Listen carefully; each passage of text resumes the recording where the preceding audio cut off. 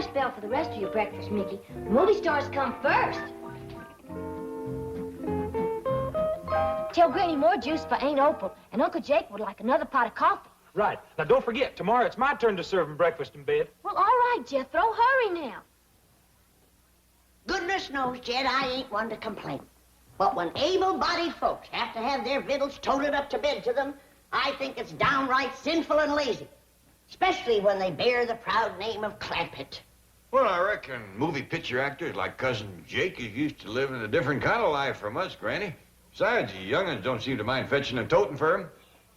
Hey, Granny, that Opal wants some more juice. Oh, and I'll need this pot of coffee from my uncle, the movie star. Jethro, you... My dingies, Jed. You'd think we were the poor relations instead of them two upstairs?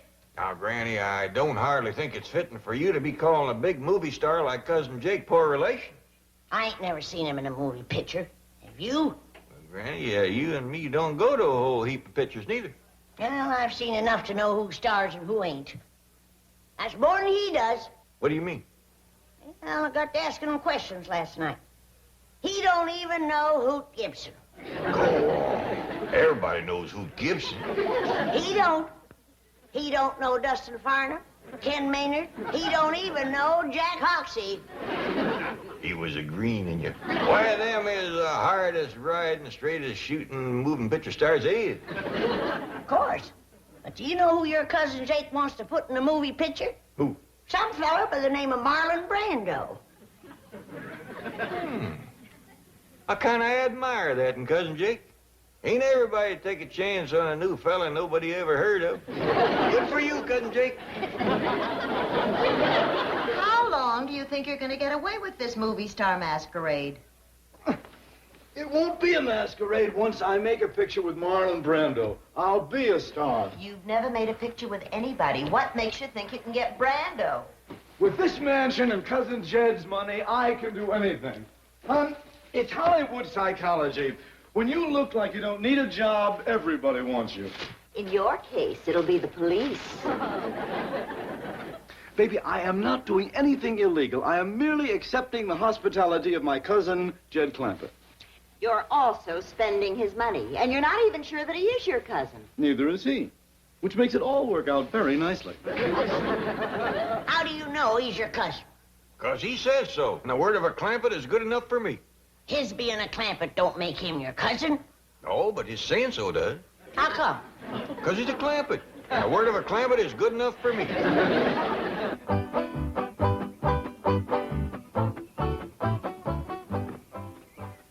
Now, Jethro, before I speak to Cousin Jake, you sure it is what you want to do for a living? Yes, sir, Uncle Jed. I done decided I want to be a movie star. You give up the notion of being a pig farmer? Oh, yes, sir, Uncle Jed. I give that up to be a brain surgeon. What steered you off of being a brain surgeon? Well, I ain't give that up altogether now. If I don't like movie starring, I'll go back to brain surgeoning. Good thinking, boy. Never put all your eggs in one basket.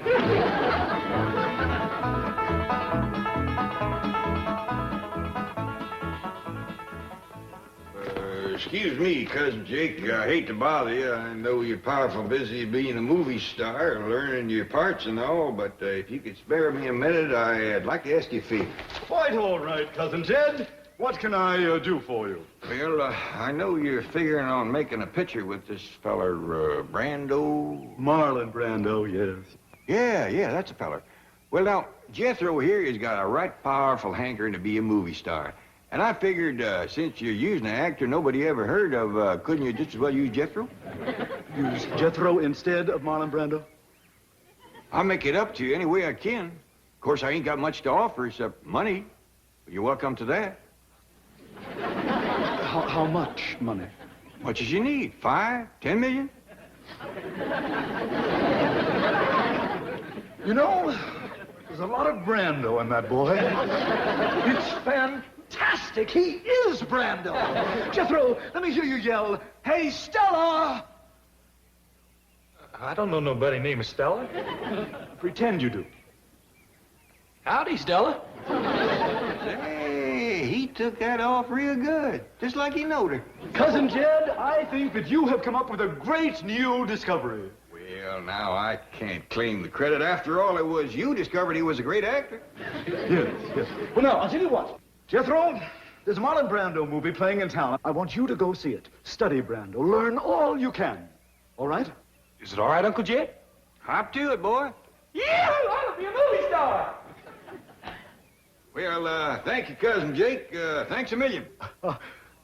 Just a minute. I thought you said 5 or 10. Oh, you mean I... Think nothing of it. My pleasure. Where's Jethro going in such an all-fire hurry, bellowing like a bee-stung calf? He's going into town, Granny. Cousin Jake here done made that boy a movie star. Well, then, Cousin Jake here can just do that boy's chores. Granny, movie stars don't do chores like common, ordinary people. They do a lot of special stuff like getting shot off of horses and whooping a whole saloon full of bad men. Ain't that right, Jake? Quite right, quite right. Well, now, if you'll excuse me...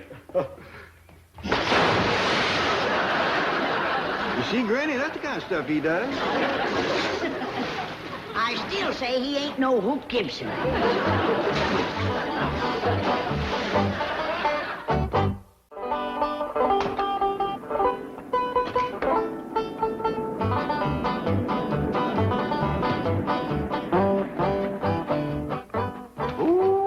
Ain't that a pretty automobile? Well, now that you're going to be an important movie producer, you deserve the best. You mean this is for me? With my compliments. Oh, you hadn't ought to done that. I ain't no movie producer. Oh, you certainly are. You're financing my picture, and that makes us partners. You own 20... I am cutting you in for 10% of the profits. No, that sure is nice of you. Jake, I've been looking all up. Whose car? His. Your husband just bought it for me. With what? With the profits from our picture. Yes, ma'am. He's going to star my nephew, Jethro Bodine. Who? Well, among others, dear, among others. I'm also trying to get Rock Hudson, Doris Day, Cary Grant, Liz Taylor. That's a dandy idea. Give a lot of new folks a chance. Oh, Granny says Jethro's gonna be a movie star. Well, I want to be a movie star, too. Well, right here's a fella can do it. Was him discovered Jethro. How about it, Uncle Jake? Can I be a movie star like Jethro? Like Jethro? Yes. It's entirely possible, my dear. With that figure... I figure that with right clothes and makeup, you could be sensational. Opal, take Cousin Jed's daughter into town in Cousin Jed's new car and get her glamorized. At Cousin Jed's expense? Darling, he's producing the picture. Now run along, girls. Spend all the money you need, ma'am. Turn her into a first-class movie star, a regular Lillian Gish. Bye, Pop. Thank you, Uncle Jake. Glad to do it. Well, I sure am beholden to you, cousin. My pleasure, cousin. Where's Elly been? She just got the floor half scrubbed and she run out. She won't be back for a spell, Granny. Cousin Jake here done made that girl a movie star, too. Well, then Cousin Jake can just doggone finish the floor. Granny, like I tried to explain to you, movie stars just don't do ordinary labor. That's right. Thank you. Well, I'll see you later.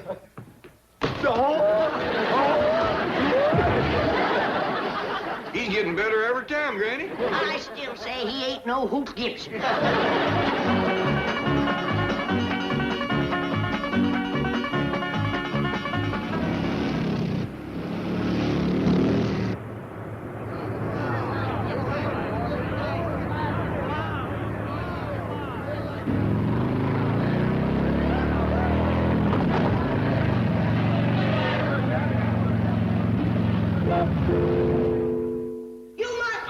Jet Clampett, you're gonna rue the day you let them two Hollywood slickers move into your house. Granny, I don't hardly think you ought to call Cousin Jake and his woman Hollywood slickers. Well, you tell me. What kind of folks lay in bed till after sunup and stays up till 9 or 10 at night? I got some more wood to cut. And goes around turning young'uns' heads, telling them they're gonna be movie stars. And then they run off from home and leave their chores. Folks, get ready for the treat of a lifetime. I would like to present Hollywood's newest and most glamorous star, that queen of the silver screen, that dazzling beauty, Miss Venus Adore.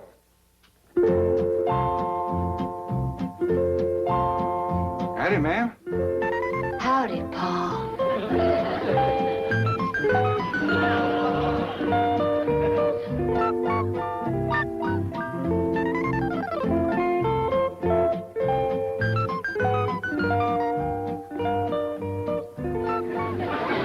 Holy jumping toad gizzards! It's Elly Mae! What was it you called her? Venus Adore, that will be her screen name. Well, Jed, have you seen and heard enough? Do you want me to take my shotgun to that rascal? I think I hear my wife calling. If you'll excuse me, please. I thought I'd better keep the engine running just in case. Jump in, they'll never catch you. Oh, very funny, very funny. If I could just figure a way to get around Granny, I'd have it made. Say, do you ever hear of Hoot Gibson? Must be a rock and roll singer. Oh, no. Hoot Gibson used to be a Western star in the old silent days. My mother used to talk about him. Western, so that's what she's so hepped on, with all that talk about Buck Jones, Dustin Farnham. Ah! Clear out of here, you varmint! Oh, did you see that? We have found her. We have found the dance hall queen for the new Hoot Gibson picture. Jay, come on. Opal, take her down to Western Costumes immediately and have her outfitted for the role of Straight Shootin' Jean, the dance hall queen.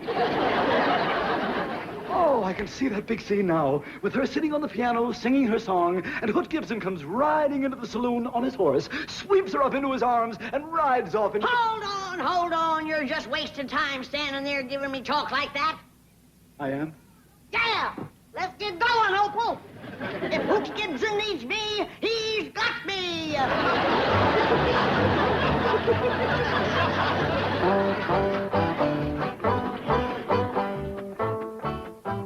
Don't you like me as a movie siren, Paul?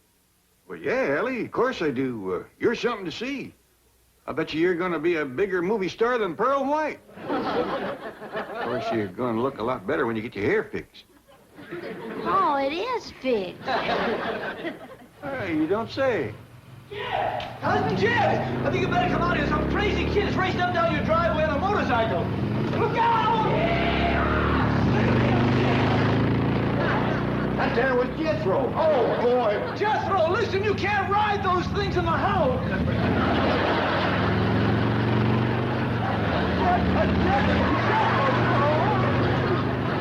Wait till Granny sees Jethro ride that thing. Wait till she sees Cousin Jake. Even Hoot Gibson don't do trick riding no better than that.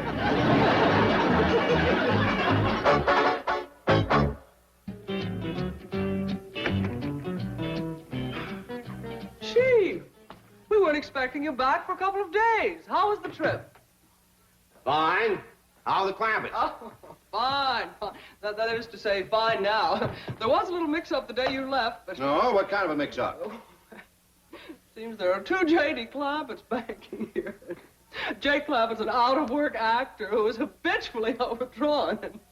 His statement was sent to Jed Clampett by mistake. Oh, no. Oh, Jake, it's all been rectified now. The two are now friends. In fact, Jake and his wife are visiting at the Clampett mansion. Hello? Who's this? This is J.D. Clampett. Who's this? This is Milburn Drysdale, president of the Commerce Bank. Are you the actor?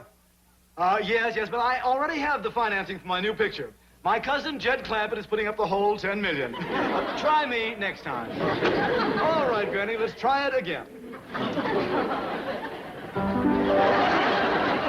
Hoot rode into the dance hall, scooped up his straight shooting jeans. Then he rode out from them swinging doors with his pretty dance hall queen. He was her man.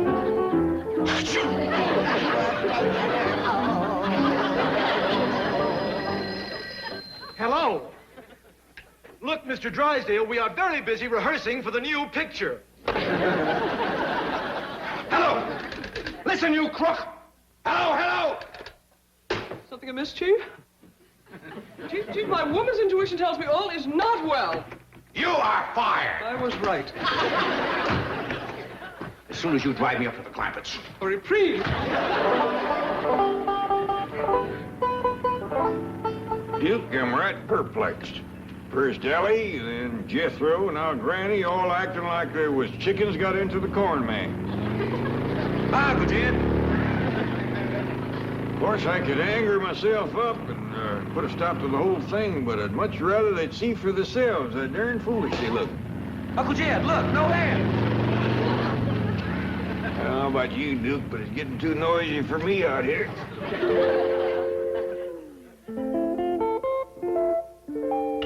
Now, I'm going to show you the Stanislavski method of acting. Make your mind a complete blank, and we'll start from there. Excellent, excellent. Now, become a tree. Tree? Yes, think tree, tree. You're green, and you're leafy. You have branches like this.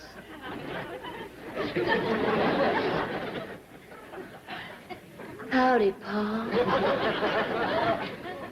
Howdy, do. Come on, Duke. I don't hardly know her myself.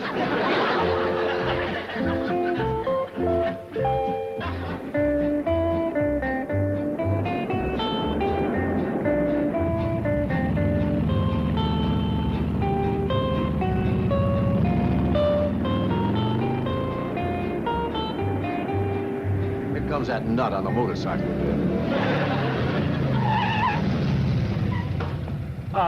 Hey, Stella. What do you say, baby? You want to drag me in that heap? See here, you young hoodlum. Jethro, get off that thing. I got split. I see you, Stella. That was Jethro? I'm afraid it was. Mr. Clampett, I want to talk to you. Let's go inside. Things is worse in there than they is out here. Well, why don't you both get in? You can talk while I drive. That's a dandy idea. Come on, Duke.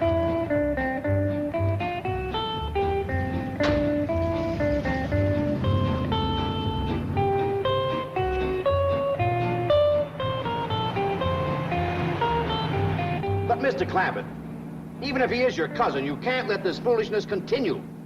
I'd be right pleasured if my family would just go back to acting like my family again. They probably don't realize how ridiculous they appear to others. I tried hinting at it, but it just don't seem to take a hold.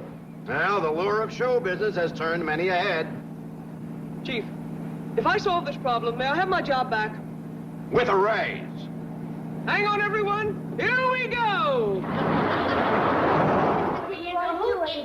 All right, let's have it quiet. Hey, Stella! What is the scoop? Where's Pa? Mr. Drysdale will explain everything. Ready, Chief? Well, ladies and gentlemen, thanks to Mr. Jake Clampett here, his cousin Jed has decided to get into show business like the rest of you. And so, without further ado, allow me to present the newest sensation of the entertainment world, Jed Clampett!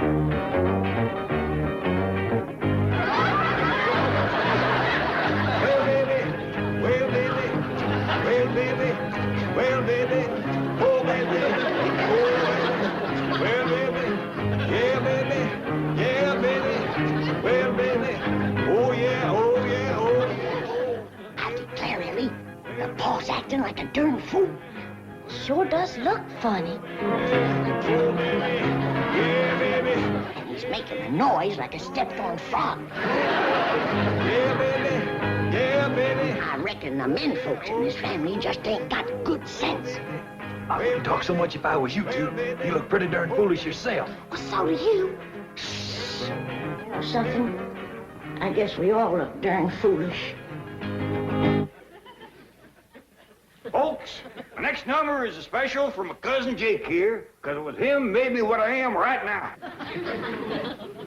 Well, baby, well, baby, well, baby, well, baby, oh, baby, oh, baby, well, baby, yeah, baby, yeah, baby, oh, yeah, oh, yeah, oh, yeah, oh, well, baby,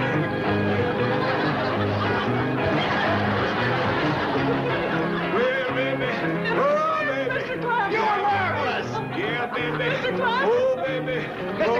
Stop now. Oh, no. Now he's hooked on show business. Oh, baby. Yeah, baby. Mr. Clampett! Oh, baby. Oh, baby. Kinda had you scared there for a minute, didn't I?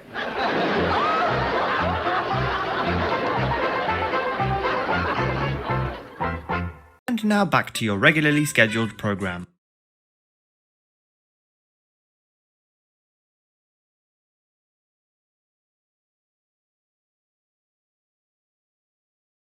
You hear that? Get out of here!